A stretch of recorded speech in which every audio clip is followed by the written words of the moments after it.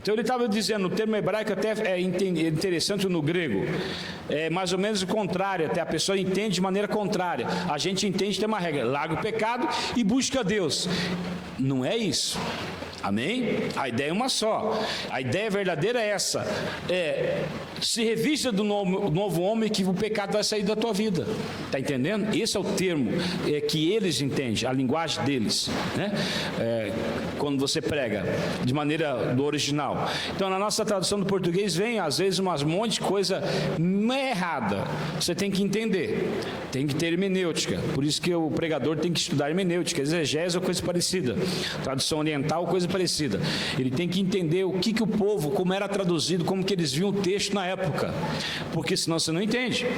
Amém? Por isso que você precisa de um ministro, para te ajudar a entender a Bíblia, um pregador para te ajudar a compreender a Bíblia, te guiar na palavra. Aleluia? Ou você tem que ter uma comunhão com o Espírito Santo muito grande para que ele possa te guiar na palavra. Porque hoje em dia tem muita besteira na internet, muita coisa errada. Tem crente que pega pregadores da internet para guiar. Está errado, cuidado. Por quê? Porque a gente vai procurar aqueles que pregam o que a gente quer ouvir. É que nem a Bíblia, quando você lê, o que está sublinhado é o que você quer ouvir. O que não está é o que Deus quer falar para você. Ou tem falado e você não dá atenção. Entendeu? Questão de entendimento. O que você sublinha na Bíblia é aquilo que você acha bonito, aquilo que você traduz pela verdade que há em você.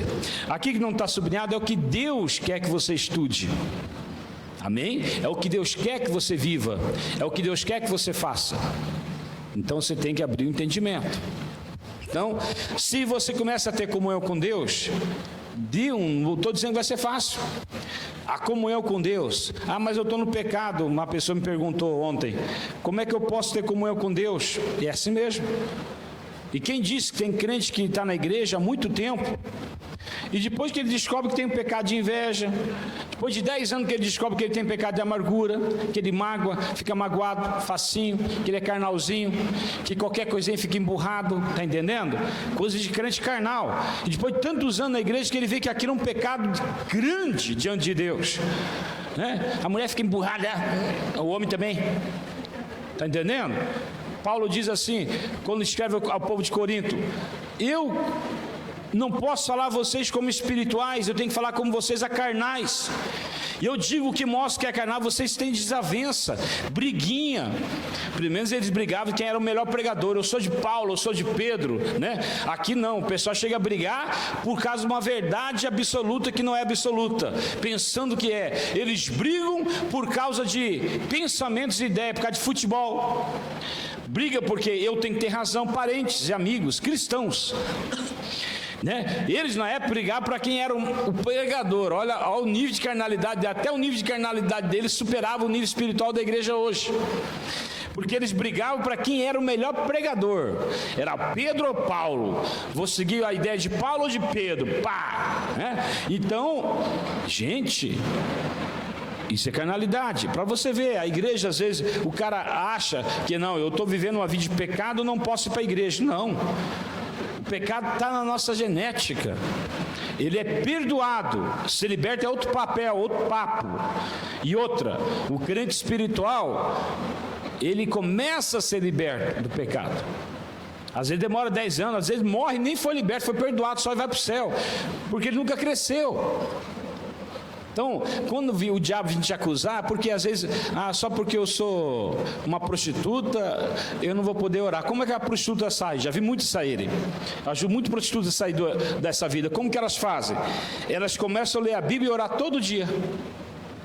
O caminho da prostituta para sair da prostituição.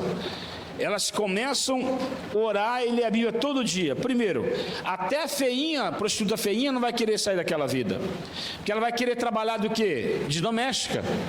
E como prostituta feinha, mesmo sendo feinha, ela ganha em uma semana o que ela ganharia em um mês de doméstica. E se ela é bonita, ela ganha em algumas horas o que ela ganharia em um mês de doméstica, porque elas não têm estudo.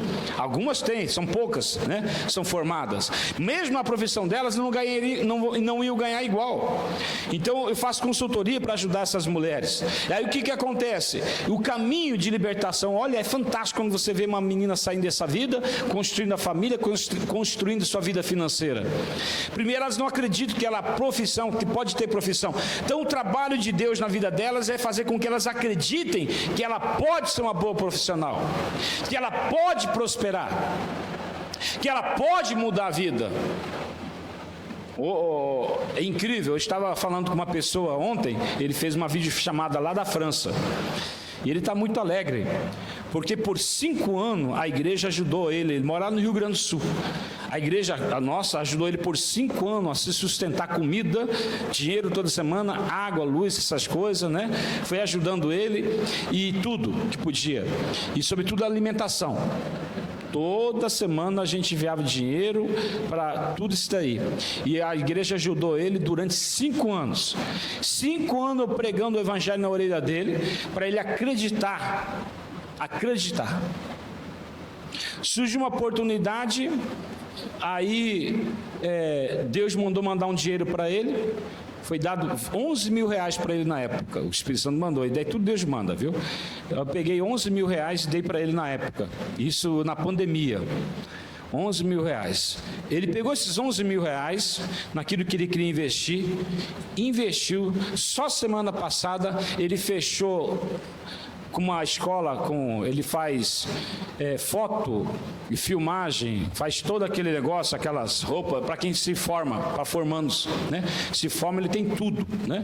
Então ele fechou R$1 milhão só semana passada, 1 milhão de lucro, de reais de lucro. Tá entendendo? Então o que aconteceu? É incrível como que é a mentalidade. Só que o que mudou nele? Foram 5 anos para o cara mudar a mentalidade. Pensar positivo.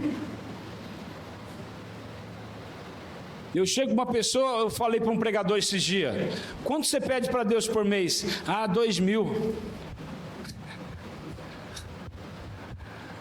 Você pede para Deus 2 mil? Você está na minha igreja e fala para Deus, me dá 2 mil reais por mês. Você está doido? Quando você pedir algo para Deus, já chega com uma botija desse tamanho. Sempre peça mais. Você está entendendo? Peça mais.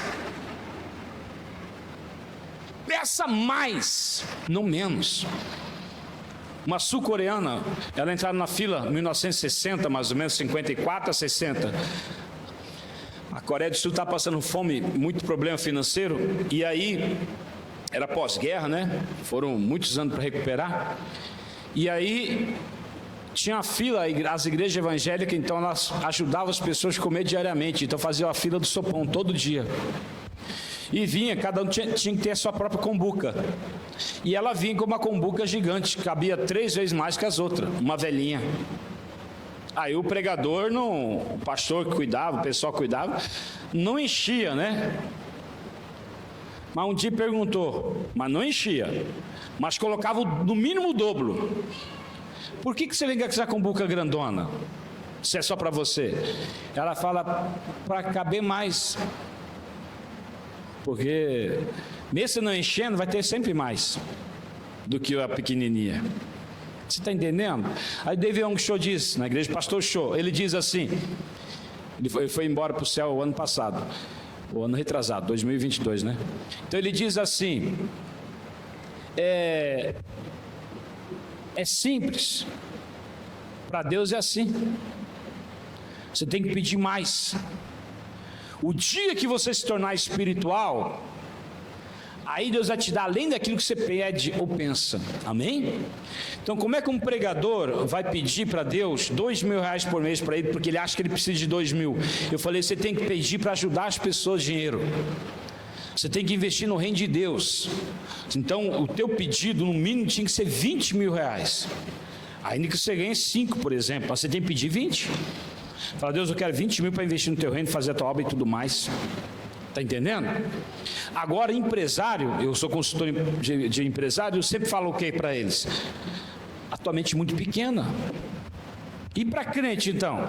Crente acha que se ganhar 5 mil, estaria o quê? A mixaria do caramba, mano. E quando ele vê que é um dinheirão, a mente dele não vai se abrir. Está entendendo? Porque por que você acha um dinheirão 5 mil? Eu digo por quê. Eu sei por quê. Porque você tem fé em você, na tua capacidade. E quando você olha para dentro de você, você não vai além daquilo que você pode fazer e ser. Está entendendo? Você não consegue ir além. Por isso que o mundo vem aí, o cara te oferece dinheiro para você fazer um tráfico, você faz, as pessoas fazem. Porque ela vê uma oportunidade, mas ela não sabe que ela tem uma oportunidade aqui dentro dela, que é a fé. A fé é tudo. Sem fé você não é salvo. Sem fé você não vai para o céu. Sem fé nada acontece. A fé é a única força que você tem e que você pode oferecer para Deus, é a tua fé. E quem vai fazer é Deus. Amém?